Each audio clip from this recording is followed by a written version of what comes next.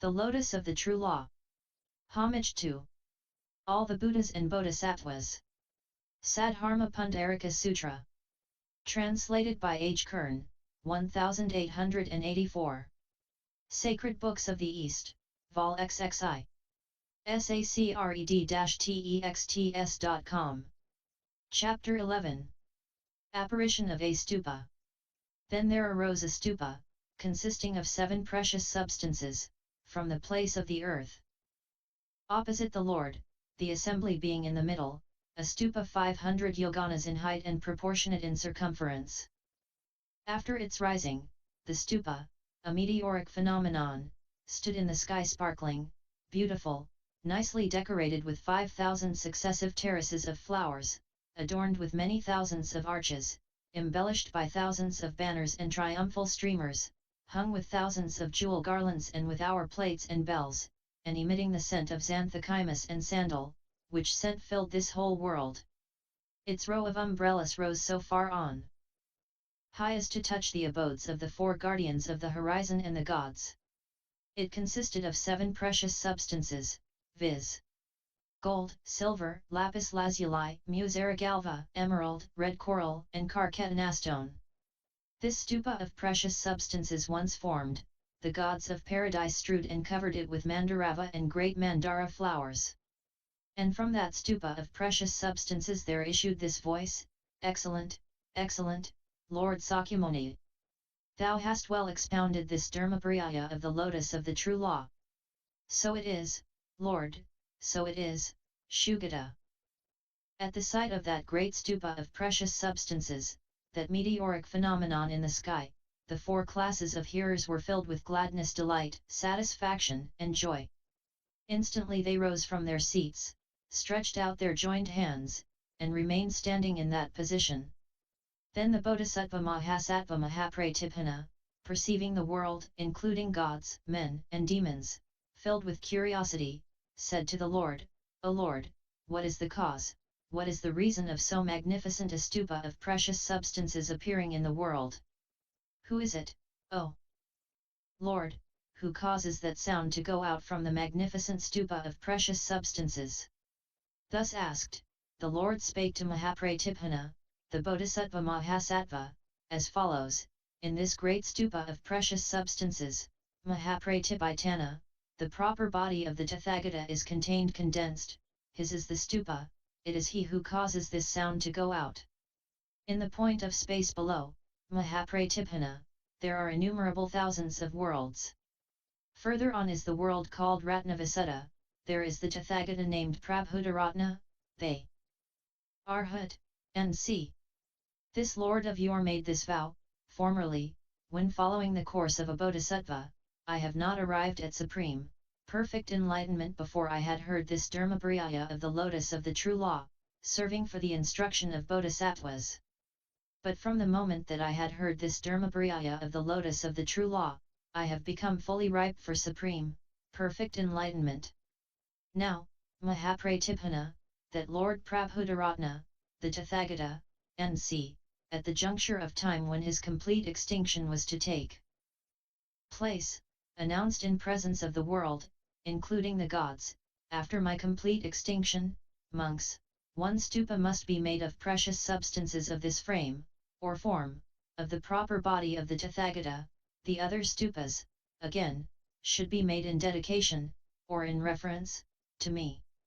Thereupon, Mahapratibhana, the Lord Prabhudaratna, the Tathagata, and see, pronounced this blessing, let my stupas here, this stupa of my proper bodily frame, or form, arise wherever in any Buddha field in the 10 directions of space, in all worlds, the Dharmapariyaya of the Lotus of the True Law is propounded, and let it stand in the sky above the assembled congregation when this Dharmapariyaya of the Lotus of the True Law is being preached by some Lord Buddha or another, and let this stupa of the frame, or form, of my proper body give a shout of applause to those Buddhas while preaching this Dharmapariyaya of the Lotus of the True Law.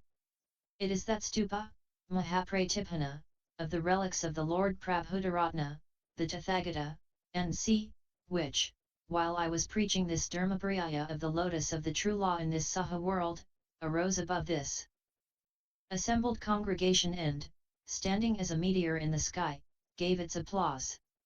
Then said Mahapratipana, the Bodhisattva Mahasattva, to the Lord, "Show us, O Lord, through thy power the frame of the aforementioned Tathagata." Whereon the Lord spake to the Bodhisattva Mahasattva Mahapratipana as follows: "This Lord Prabhudaratna, Mahapratipana, has made a grave and pious vow. That vow consisted in this: when the Lords, the Buddhas, being in other Buddha fields, shall preach this Dharmapariyaya of the Lotus of the True Law, then let this stupa of the frame of my proper body be near the Tathagata to hear from him this Dharmapariyaya of the Lotus of the True Law. And when those Lords, those Buddhas wish to uncover the frame of my proper body and show it to the four classes of hearers, let then the Tathagata frames, made by the Tathagatas in all quarters, in different Buddha fields, from their own proper body, and preaching the law to creatures, under different names in several Buddha fields, let all those Tathagata frames, made from the proper body, united together, along with this stupa, containing the frame of my own body, be opened and shown to the four classes of hearers.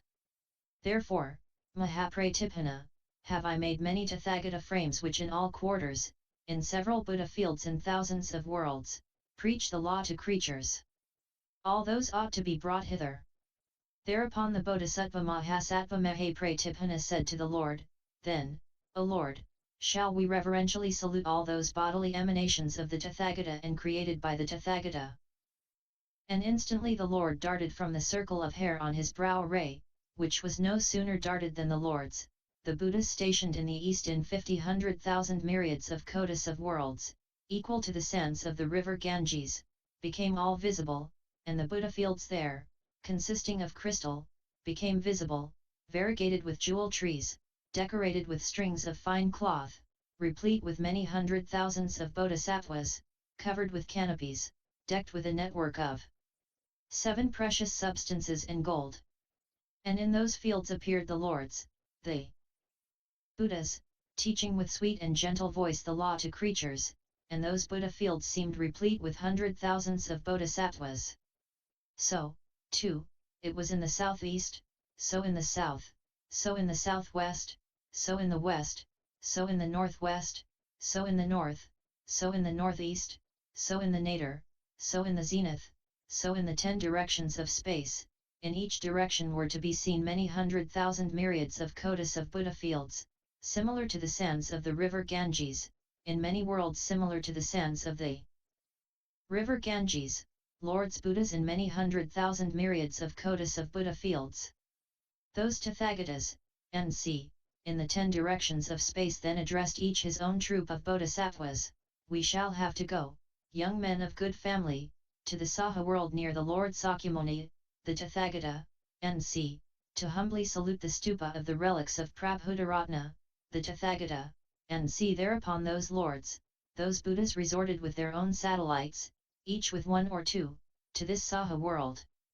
At that period this all-embracing world was adorned with jewel trees, it consisted of lapis lazuli, was covered with a network of 7 precious substances in gold, smoking with the odorous incense of magnificent jewels, everywhere strewn with mandarava and great mandarava flowers, decorated with a network of little bells, showing a checkerboard divided by gold threads into 8 compartments, devoid of villages, towns, boroughs, provinces, kingdoms, and royal capitals, without Kala mountain, without the mountains Mukalinda and Great Mukalinda, without a Mount Sumeru, without a Cakravala, i.e. horizon, and Great Cakravala, i.e. extended horizon, without other principal mountains, without great oceans, without rivers and great rivers, without bodies of gods, men and demons, without hells, without brute creation, without a kingdom of Yama. For it must be understood that at that period all beings in any of the 6 states of existence in this world had been removed to other worlds, with the exception of those who were assembled at that congregation. Then it was that those Lords, those Buddhas, attended by 1 or 2 satellites, arrived at this Saha world and went one after the other to occupy their place close to the foot of a jewel tree. Each of the jewel trees was 500 yoganas in height, had boughs, leaves, foliage, and circumference in proportion, and was provided with blossoms and fruits. At the foot of each jewel tree stood prepared a throne, 5 yoganas in height, and adorned with magnificent jewels. Each Tathagata went to occupy his throne and sat on it cross-legged. And so all the Tathagatas of the whole sphere sat cross-legged at the foot of the jewel trees. At that moment the whole sphere was replete with Tathagatas, but the beings produced from the proper body of the Lord Sakyamuni had not yet arrived, not even from a single point of the horizon. Then the Lord Sakyamuni, the Tathagata, and proceeded to make room for those Tathagata frames that were arriving one after the other. On every side in the 8 directions of space, appeared 20,100,000 myriads of kodas of Buddha fields of lapis lazuli, decked with a network of 7 precious substances and gold, decorated with a fringe of little bells, strewn with mandarava and great mandarava flowers, covered with heavenly awnings, hung with wreaths of heavenly flowers, smoking with heavenly odorous incense. All those 20,100,000 myriads of kodas of Buddha fields were without villages, towns, boroughs, and without Kala mountain, and without great oceans, and without bodies of gods, and all those Buddha fields were so arranged by him as to form one Buddha field, one soil, even, lovely, set off with trees of 7 precious substances, trees 500 yoganas in height and circumference, provided with boughs, flowers, and fruits in proportion. At the foot of each tree stood prepared a throne, 5 yoganas in height and width, consisting of celestial gems, glittering and beautiful. The Tathagatas arriving one after the other occupied the throne near the foot of each tree, and sat cross-legged. In like manner the Tathagata Sakyamuni prepared 20,100,000 myriads of kodas of other worlds, in every direction of space, in order to give room to the Tathagatas who were arriving one after the other. Those 20,100,000 myriads of kodas of worlds in every direction of space were likewise so made by him as to be without villages, towns, and as above. They were without bodies of gods, and as above, all those beings had been removed to other worlds. These Buddha fields also were of lapis lazuli, and as above. All those jewel trees measured 500 yoganas, and near them were thrones, artificially made and measuring 5 yoganas. Then those Tathagatas sat down cross-legged, each on a throne at the foot of a jewel tree. At that moment the Tathagatas produced by the Lord Sakyamuni, who in the east were preaching the law to creatures in 100,000s of myriads of kodas of Buddha fields, similar to the sands of the river Ganges, all arrived from the 10 points of space and sat down in the 8 quarters. Thereupon 30 kodas of worlds in each direction were occupied by those Tathagatas from all the 8 quarters. Then, seated on their thrones, those Tathagatas deputed their satellites into the presence of the Lord Sakyamuni, and after giving them bags with jewel flowers enjoined them thus, "Go, young men of good family, to the Gridrakdala mountain, where the Lord Sakyamuni, the Tathagata, and is, salute him reverentially and ask, in our name, after the state of health, well-being, lustiness, and comfort both of himself and the crowd of bodhisattvas and disciples. Strew him with this heap of jewels and speak thus, would the Lord Tathagata deign to open this great stupa of jewels?" It was in this manner that all those Tathagatas deputed their satellites. And when the Lord Sakyamuni, the Tathagata, perceived that his creations, none wanting, had arrived, perceived that they were severally seated on their thrones, and perceived that the satellites of those Tathagatas, and were present, he, in consideration of the wish expressed by those Tathagatas, and rose from his seat and stood in the sky, as a meteor. And all the 4 classes of the assembly rose from their seats, stretched out their joined hands, and stood gazing up to the face of the Lord. The Lord then, with the right forefinger, unlocked the middle of the great stupa of jewels, which showed like a meteor, and so severed the 2 parts. Even as the double doors of a great city gate separate when the bolt is removed, so the Lord opened the great stupa, which showed like a meteor, by unlocking it in the middle with the right forefinger. The great stupa of jewels had no sooner been opened than the Lord Prabhudaratna, the Tathagata, NC, was seen sitting cross-legged on his throne, with emaciated limbs and faint body, as if absorbed in abstract meditation, and he pronounced these words, "Excellent, excellent, Lord Sakyamuni, thou hast well expounded this Dharmapariyaya of the lotus of the true law. I repeat, thou hast well expounded this Dharmapariyaya of the lotus of the true law, Lord Sakyamuni, to the 4 classes of the assembly. I myself, Lord, have come hither to hear the Dharmapariyaya of the lotus of the true law." Now the 4 classes of the assembly, on perceiving the Lord Prabhudaratna, the Tathagata, NC, who had been extinct for many 100,000 myriads of kotis of Æons, speaking in this way, were filled with wonder and amazement. Instantly they covered the Lord Prabhudaratna, the Tathagata, NC, and the Lord Sakyamuni, the Tathagata, NC, with heaps of divine and human flowers. And then the Lord Prabhudaratna, the Tathagata, NC, seated to the Lord Sakyamuni, the Tathagata, NC, the half of the seat on that very throne within that same great stupa of jewels, and said, "Let the Lord Sakyamuni, the Tathagata, NC, sit down here." Whereon the Lord Sakyamuni, the Tathagata, NC, sat down upon that half seat together with the other Tathagata, so that both Tathagatas were seen as meteors in the sky, sitting on the throne in the middle of the great stupa of jewels.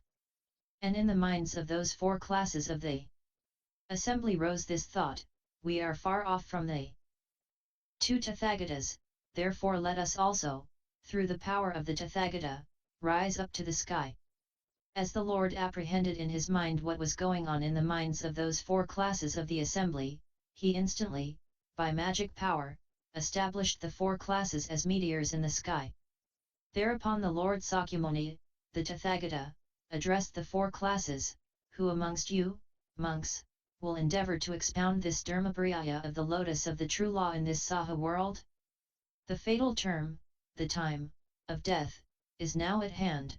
The Tathagata longs for complete extinction, monks, after entrusting to you this Dharmapariyaya of the lotus of the true law." And on that occasion the Lord uttered the following stanzas.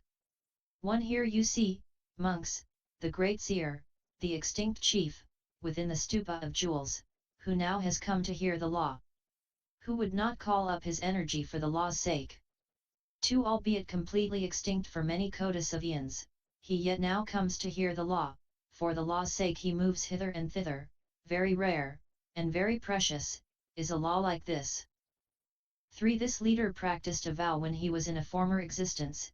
Even after his complete extinction he wanders through this whole world in all 10 points of space.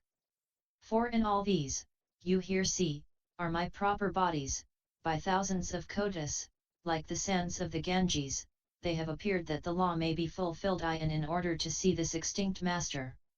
5. After laying out for each his peculiar field, as well as having created all disciples, men and gods, in order to preserve the true law, as long as the reign of the law shall last. 6. I have by magic power cleared many worlds, destined as seats for those Buddhas, and transported all creatures. 7. It has, always, been my anxious care how this line of the law might be manifested. So, you see, Buddhas here in immense number staying at the foot of trees like a great multitude of lotuses. 8. Many kotis of bases of trees are brightened by the leaders sitting on the thrones which are perpetually occupied by them and brightened as darkness is by fire.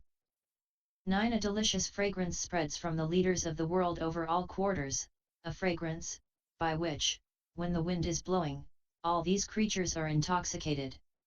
10. Let him who after my extinction shall keep this Dharmapariyaya quickly pronounce his declaration in the presence of the lords of the world.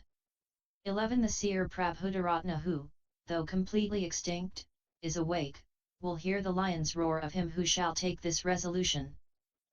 12. Myself, in the second place, as well as the many chiefs who have flocked hither by kotis, will hear that resolution from the son of Jina, who is to exert himself to expound this law.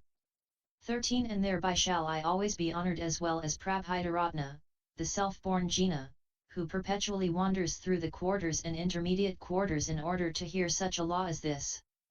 14. And these, other, lords of the world here present, by whom this soil is so variegated and splendid, to them also will accrue ample and manifold honor from this sutra being preached. 15. Here on this seat you see me, together with the Lord next to me, in the middle of the stupa, likewise many other lords of the world here present, in many hundreds of fields. 16. Yet, young men of good family, mind, for mercy's sake towards all beings, that it is a very difficult task to which the chief urges you. 17. One might expound many thousands of sutras, like to the sands of the Ganges, without overmuch difficulty. 18. One who after grasping the sumuru in the fist were to hurl at a distance of kodas of fields, would do nothing very difficult. 19. Nor would it be so very difficult if one could shake this whole universe by the thumb to hurl at a distance of kodas of fields. 20. Nor would one who, after taking stand on the limit of the existing world, were to expound the law and thousands of other sutras, do something so very difficult. 21. But to keep and preach this sutra in the dreadful period succeeding the extinction of the chief of the world, that is difficult. 22. To throw down the totality of ether element after compressing it in one fist, and to leave it behind after having thrown it away, is not difficult. 23. But to copy a sutra like this in the period after my extinction, that is difficult. 24. To collect the whole earth element at a nail's end, cast it away, and then walk off to the Brahma world. 25. Is not difficult, nor would it require a strength surpassing everybody's strength to do this work of difficulty. 26. Something more difficult than that will he do who in the last days after my extinction shall pronounce this sutra, were it but a single moment. 27. It will not be difficult for him to walk in the midst of the conflagration at the time of the end of the world, even if he carries with him a load of hay. 28. More difficult it will be to keep this sutra after my extinction and teach it to a single creature. 29. One may keep the 84,000 divisions of the law and expound them, with the instructions and such as they have been set forth, to kodas of living beings. 30. This is not so difficult, nor is it, to train at the present time monks, and confirm my disciples in the 5 parts of transcendent knowledge. 31. But more difficult is it to keep this satra, believe in it, adhere to it, or expound it again and again. 32. Even he who confirms many thousands of kodas of arhats, blessed with the possession of the 6 transcendent faculties, abhinas, like sands of the Ganges. 33. Performs something not so difficult by far as the excellent man does who after my extinction shall keep my sublime law.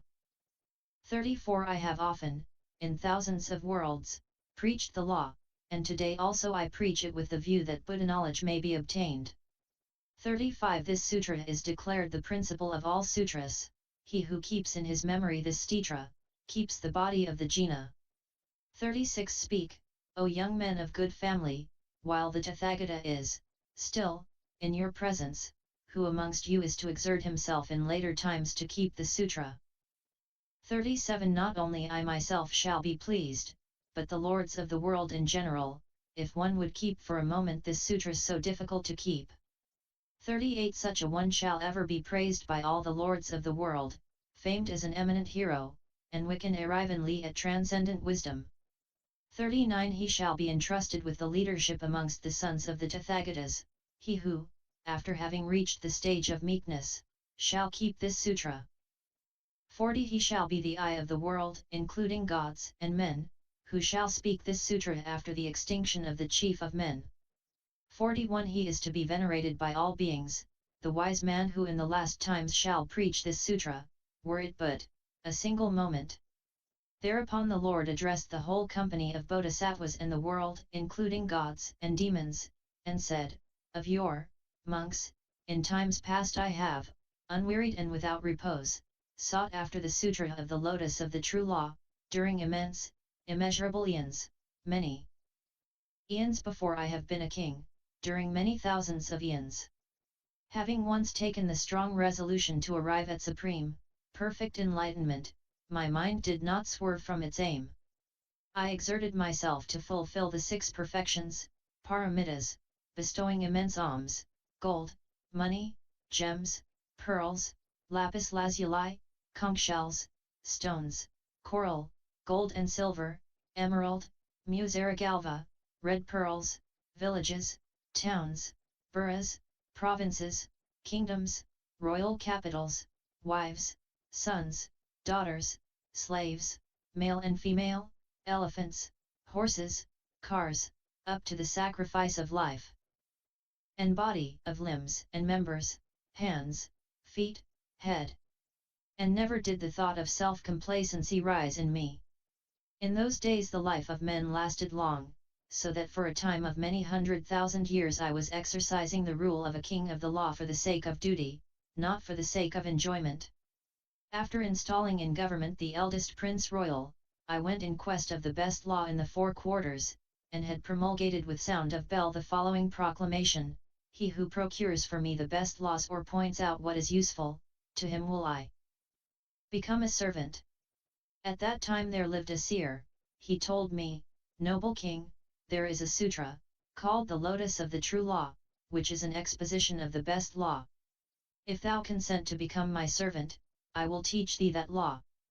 And I, glad, content, exulting and ravished at the words I heard from the seer, became his pupil, and said, I will do for thee the work of a servant.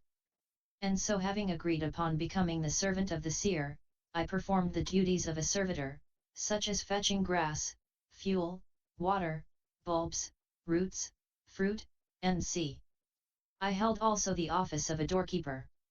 When I had done such kind of work at daytime, I at night kept his feet while he was lying on his couch, and never did I feel fatigue of body or mind. In such occupations I passed a full millennium. And for the fuller elucidation of this matter the Lord on that occasion uttered the following stanzas. 42 I have a remembrance of past ages when I was Dharmika, the king of the law, and exercised the royal sway for duty's sake, not for love's sake, in the interest of the best laws. 43 I let go out in all directions this proclamation, I will become a servant to him who shall explain Dharma. At that time there was a far-seeing sage, a revealer of the sutra called the True Law. 44 He said to me, if thou wish to know Dharma, become my servant, then I will explain it to thee. As I heard these words I rejoiced and carefully performed such work as a servant ought to do. 45 I never felt any bodily nor mental weariness since I had become a servant for the sake of the True Law. I did my best for real truth's sake, not with a view to win honor or enjoy pleasure. 46 That king meanwhile, strenuously and without engaging in other pursuits, roamed in every direction during thousands of kotas of complete aeons without being able to obtain the sutra called Dharma. Now, monks, what is your opinion? That it was another who at that juncture was the king? No, you must certainly not hold that view. For it was myself, who at that juncture was the king. What then, monks, is your opinion? That it was another who at that juncture was the seer? No, you must certainly not hold that view. For it was this Devadatta himself, the monk who at that juncture was the seer. Indeed, monks, Devadatta was my good friend. By the aid of Devadatta have I accomplished the 6 perfect virtues, Paramitas. Noble kindness, noble compassion, noble sympathy, noble indifference, the 32 signs of a great man, the 80 lesser marks, the gold-colored tinge, the 10 powers, the fourfold absence of hesitation, the 4 articles of sociability, the 18 uncommon properties, magical power, ability to save beings in all directions of space. All this have I got, after having come to Devadatta. I announce to you, monks, I declare to you, this Devadatta, the monk, shall in an age to come, after immense, innumerable aeons, become a Tathagata named Devaraga, i.e. king of the gods, an Arhat, NC, in the world Devasopana, i.e. stairs of the gods. The lifetime of that Tathagata Devaraga, monks, shall measure 20 intermediate kalpas. He shall preach the law in extension, and beings equal to the sands of the river Ganges shall through him forsake all evils and realize arhatship. Several beings shall also elevate their minds to pratyeka buddhaship, whereas beings equal to the sands of the river Ganges shall elevate their minds to supreme, perfect enlightenment and become endowed with unflinching patience. Further, monks, after the complete extinction of the Tathagata Thereafter the Lord again addressed the assembly of monks, whosoever in future, monks, be he a young man or a young lady of good family, shall hear this chapter of the Sutra of the Lotus of the True Law, and by doing so be relieved from doubt, become pure-minded, and put reliance on it, to such a one the door of the 3 states of misfortune shall be shut, he shall not fall so low as to be born in hell, among beasts, or in Yama's kingdom. When born in the Buddha fields in the 10 points of space he shall at each repeated birth hear this very sutra, and when born amongst gods or men he shall attain an eminent rank. And in the Buddha field where he is to be born he shall appear by metamorphosis on a lotus of 7 precious substances, face to face with the Tathagata. At that moment a bodhisattva of the name of Prajnakuta, having come from beneath the Buddha field of the Tathagata, said to the Tathagata Prabhudaratna, Lord, let us resort to our own Buddha field. But the Lord Sakyamuni, the Tathagata, said to the Bodhisattva Prajnakuta, wait a while, young man of good family, first have a discussion with my Bodhisattva Mangasri, the Prince Royal, to settle some point of the law. And at the same moment, lo, Mangasri, the Prince Royal, rose seated on a centifolious lotus that was large as a carriage yoked with 4 horses, surrounded and attended by many bodhisattvas, from the bosom of the sea, from the abode of the Naga king. Sagara, i.e. ocean. Rising high into the sky he went through the air to the Gridrakuta mountain to the presence of the Lord. There Mangasri, the Prince Royal, alighted from his lotus, reverentially saluted the feet of the Lord.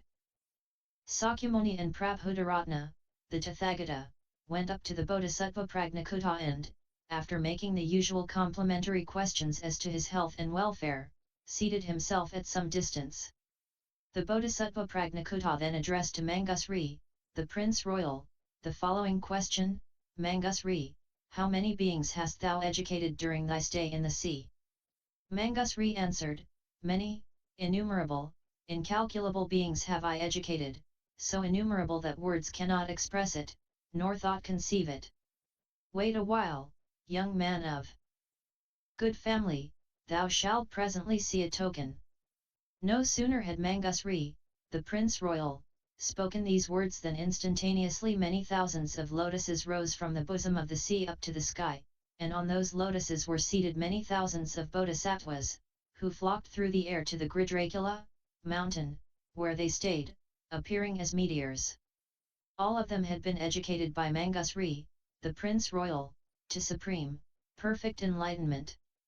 The bodhisattvas amongst them who had formerly striven after the great vehicle extolled the virtues of the great vehicle and the 6 perfect virtues, Paramitas. Such as had been disciples extolled the vehicle of disciples. But all acknowledged the voidness, or vanity, of all laws, or things, as well as the virtues of the great vehicle. Mangasri, the Prince Royal, said to the Bodhisattva Prantakuta, young man of good family, while I was staying in the bosom of the great ocean I have by all means educated creatures, and here thou seest the result. Whereupon the Bodhisattva Prajnakuta questioned Mangasri, the Prince Royal, in chanting the following stanzas. 47 O thou blessed one, who from thy wisdom art called the sage, by whose power is it that thou today, or now, hast educated those innumerable beings? Tell it me upon my question, O thou God amongst men. 48 What law hast thou preached, or what sutra, in showing the path of enlightenment, so that those who are there with you have conceived the idea of enlightenment? That, once having gained a safe ford, they have been decisively established in omniscience? Mangasri answered, in the bosom of the sea I have expounded the lotus of the true law and no other sutra. Prajnakuta said, that sutra is profound, subtle, difficult to seize, no other sutra equals it. Is there any creature able to understand this jewel of a sutra or to arrive at supreme, perfect enlightenment? Mangasri replied, there is, young man of good family, the daughter of Sagara, the Naga king, 8 years old, very intelligent, of keen faculties, endowed with prudence in acts of body, speech, and mind, who has caught and kept all the teachings, in substance and form, of the Tathagatas, who has acquired in one moment 1,000 meditations and proofs of the essence of all laws.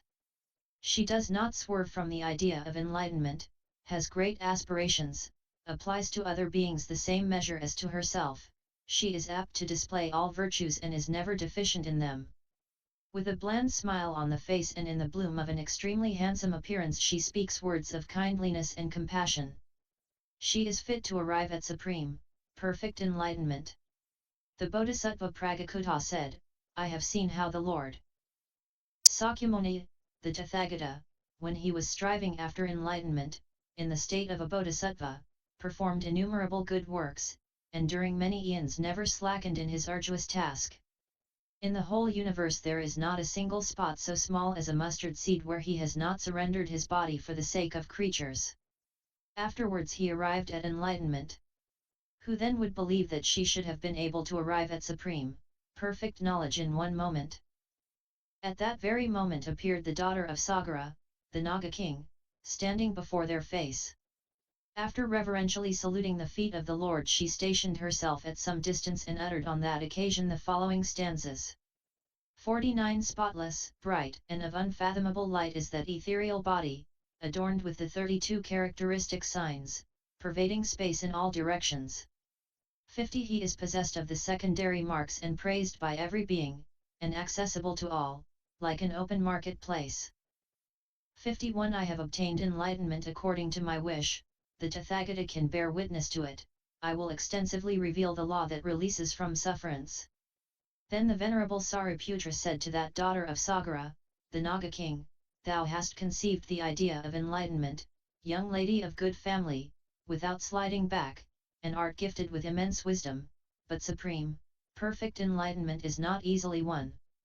It may happen, sister, that a woman displays an unflagging energy, performs good works for many thousands of aeons, and fulfills the 6 perfect virtues, Paramitas, but as yet there is no example of her having reached Buddhaship, and that because a woman cannot occupy the 5 ranks, viz. 1. The rank of Brahma, 2.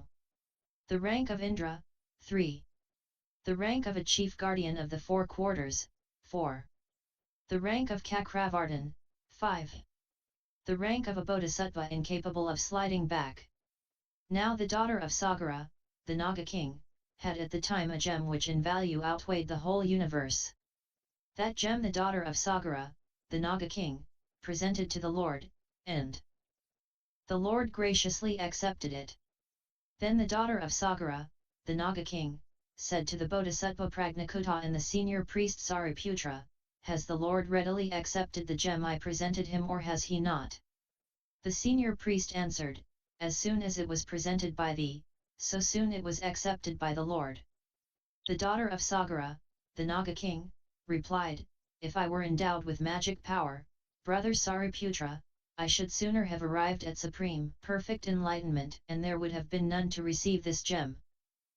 At the same instant, before the sight of the whole world and of the senior priest Sariputra, the female sex of the daughter of Sagara, the Naga king, disappeared, the male sex appeared and she manifested herself as a bodhisattva, who immediately went to the south to sit down at the foot of a tree made of 7 precious substances, in the world Vimala, i.e. spotless, where he showed himself enlightened and preaching the law, while filling all directions of space with the radiance of the 32 characteristic signs and all secondary marks. All beings in the Saha world beheld that Lord while he received the homage of all, gods, Nagas, goblins, Gandharvas, demons, Garudas, Kinnaras, great serpents, men, and beings not human, and was engaged in preaching the law. And the beings who heard the preaching of that Tathagata became incapable of sliding back in supreme, perfect enlightenment. And that world Vimala and this Saha world shook in 6 different ways. 3,000 living beings from the congregational circle of the Lord Sakyamuni gained the acquiescence in the eternal law, whereas 300,000 beings obtained the prediction of their future destiny to supreme, perfect enlightenment. Then the Bodhisattva Pragnakutta and the senior priest Sariputra were silent. End LSX 11.